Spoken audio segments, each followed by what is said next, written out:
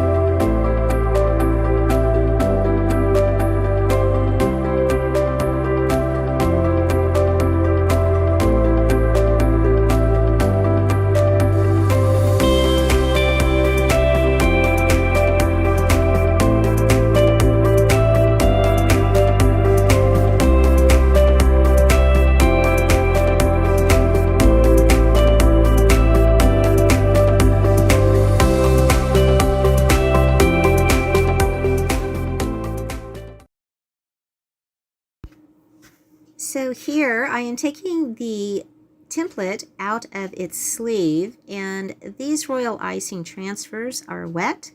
So in order to dry them, what I do is place them on my dehydrator rack, and I place them into the dehydrator, and I like to put them on high, which is 165 degrees for 1 hour. And then after I take them out of the dehydrator, I let them come to room temperature to cool, and then they are ready to place on your cookie, just inside like an hour and 10 minutes.